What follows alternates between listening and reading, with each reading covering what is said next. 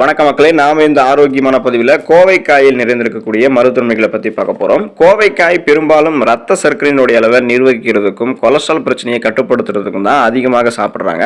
ஆனால் அதை தவிரவும் நிறைய ஆரோக்கியமான நன்மைகள் கோவைக்காயில் இருக்குது. கோவைக்காயில் பீட்டா கரோட்டின், சிவப்பு நிறமிகள், ஆற்றல் வாய்ந்த ஆன்டி ஆக்சிடென்ட்கள், ஆக்சிஜனேற்ற அழுத்தத்தை கட்டுப்படுத்தக்கூடிய தன்மை, ஹீலிங் பண்புகள், சபோனின்கள், ஃப்ளவனாய்டுகள், டெர்பனாய்டுகள், பைட்டோ நியூட்ரியன்ஸ் போன்ற நிறைய நுண்ணூட்ட சத்துக்கள் நிறைந்திருக்கிறதால நிறைய மருத்துவ நன்மைகளை நமக்கு கொடுக்கும். குறிப்பாக இதய ஆரோக்கியத்தை ஆரம்பிச்சு புற்றுநோய் சார்ந்த பிரச்சனைகளை கியூர் பண்றது வரைக்கும் நமக்கு நிறைய மருத்துவ நன்மைகளை கோவைக்காய் கொடுக்குது. அதெல்லாம் எப்படி சாத்தியம் அப்படின்றத பத்தி ஒவ்வொன்றா தெளிவாக விளக்கமாக பார்க்கலாம். அதை பத்தி பார்க்கறதுக்கு முன்னாடி இந்த வீடியோக்கு மட்டும் ஒரு லைக் கொடுத்துட்டு இந்த தகவலை உங்களுக்கு தெரிஞ்சவங்களுக்கும் ஷேர் பண்ணிடுங்க. ஏன்னா இது அவங்களுக்கும் பயனுள்ளதாக இருக்கக்கூடிய ஒரு ஆரோக்கியமான பதிவு தான். இது போன்ற அப்டேட்ஸ்கள் நீங்க தொடர்ந்து பார்க்கறதுக்கு நம்மளுடைய ஹெல்த் நியூஸ் தமிழ் சேனலை மறக்காம சப்ஸ்கிரைப் பண்ணி வச்சுக்கோங்க. பக்கத்தில் இருக்கக்கூடிய பெல் பட்டனையும் கிளிக் பண்ணி ஆல் அப்படின்ற ஆப்ஷனையும் மறக்காம செட் பண்ணி வச்சுக்கிட்டீங்க அப்படின்னா நான் போடக்கூடிய எல்லா அப்டேட்ஸும் உங்களுக்கு நோட்டிஃபிகேஷன் அடிக்கடி சேரும். சரி, வாங்க மக்களே, இப்போ வீடியோக்குள்ள போயிடலாம்.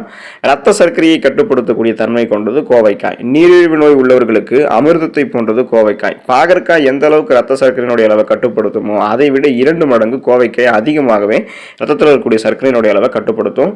ஆயுர்வேத மருத்துவத்தில் கோவைக்காய் அதனுடைய இலை, தண்டு என அனைத்து பாகங்களுமே நீரிழிவு நோய்களுக்காக மருந்தாக பயன்படுத்தப்படுகிறது. ஹோமியோபதி மருத்துவத்திலும் நீரிழிவு நோய்களுக்காக பயன்படுத்தக்கூடிய பல மருந்துகள்ல கோவைக்காயினுடைய இலைகள் இருக்கக்கூடிய மருத்துவ மூலக்கூறுகள் இருக்கிறதாக கண்டுபிடிச்சிருக்காங்க. ஸோ நம்மளுடைய ரத்தத்தில் இருக்கக்கூடிய சர்க்கரையினுடைய அளவை கண்ட்ரோல் பண்ணி நாளடைவில் அந்த சுகர் பிரச்சனையிலிருந்து விடுபடுவதற்கு கோவைக்காய் நம்மளுடைய உணவுகளை சேர்த்துக்கொள்ளலாம்.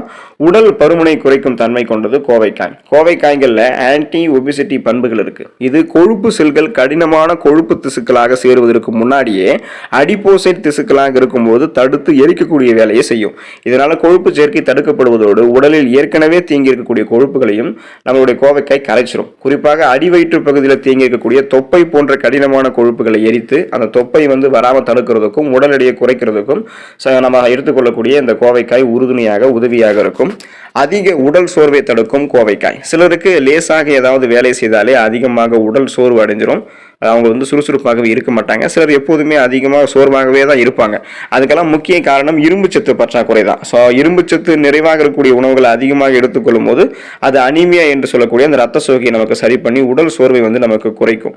அப்போ நம்ம இரும்பு சத்து இருந்திருக்கக்கூடிய கோவைக்காய் எடுத்துக்கிட்டோம் அப்படின்னா ரத்த சிகப்பணுக்கள் நம்மளுடைய ரத்தத்தில் அதிகரிக்கப்படும். ரத்த சிகப்பணுக்கள் அதிகரிக்கிறதால ரத்த புரதமான ஹீமோகுளோபினும் நமக்கு லெவலாக நம்மளுடைய பிளட்ல இருக்கிறதால ஹீமோகுளோபின் எல்லா உடல் பாங்களுக்குமே ஆக்சிஜனை கரெக்டாக சப்ளை பண்ணி நம்மளை புத்துணர்ச்சியாக வச்சிருக்கிறதால நம்மளுடைய உடல் சோர்வாக இருக்காது, சுறுசுறுப்பாக இயங்க ஆரம்பிக்கும். அதுக்கு நம்ம கோவைக்காய் எடுத்துக்கொள்ளலாம்.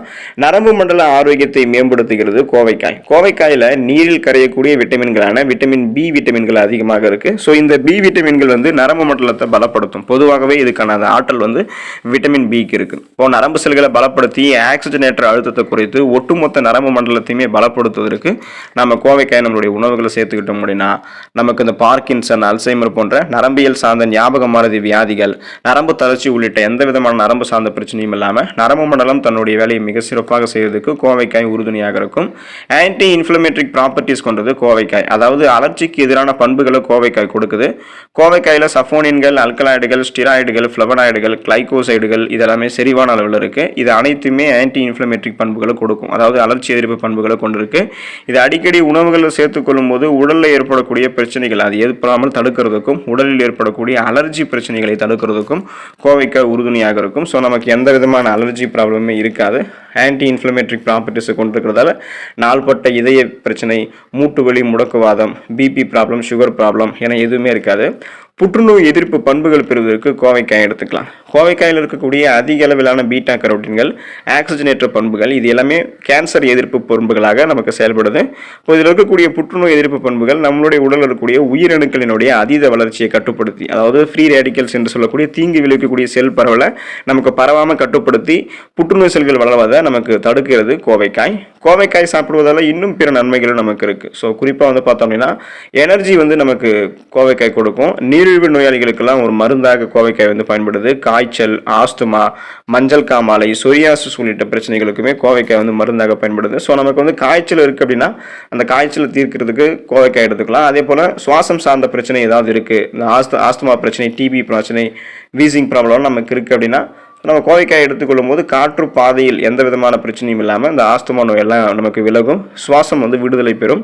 அதாவது சுவாச பிரச்சனையிலிருந்து நம்ம விடுதலை பெறலாம். மஞ்சள் காமாலை நோய் தீர்வதற்கு நம்ம கோவைக்காய் நம்மளுடைய உணவுகளை சேர்த்துக்கலாம். இதனால் மஞ்சள் காமாலை குணப்படுத்தப்பட்டு மீண்டும் மரமல் திறக்கப்படும். சொரியாசிஸ் உள்ளிட்ட சருமம் சார்ந்த பிரச்சனைகள் தீர்வதற்கு கோவைக்காய் எடுத்துக்கலாம். அதாவது தோல் சார்ந்த பிரச்சனைகள், ஸ்கின் டிசீஸ் எல்லாம் உங்களுக்கு இருக்கு அப்படின்னா அதை கியூர் பண்ணிக்கிறதுக்கு, உள்ளிருந்தே அந்த பிரச்சனைகளை கியூர் பண்ணுறதுக்கு கோவைக்காய் உறுதுணையாக இருக்கும். குடல் பிரச்சனையும் கோவைக்காய் சரி பண்ணிடும். ஸோ அதாவது நீங்கள் கோவைக்காயை அளவோடு சாப்பிடுங்க. அளவோடு சாப்பிட்றது உங்களுக்கு நல்லது. நீங்கள் அளவோடு சாப்பிட்டு நிறைய மருத்துவமைகளை பெற்று நலமோடு வாழுங்க. அடுத்த ஆரோக்கியமான பதிவில் மறக்காமல் சந்திப்போம். நன்றி மக்களே.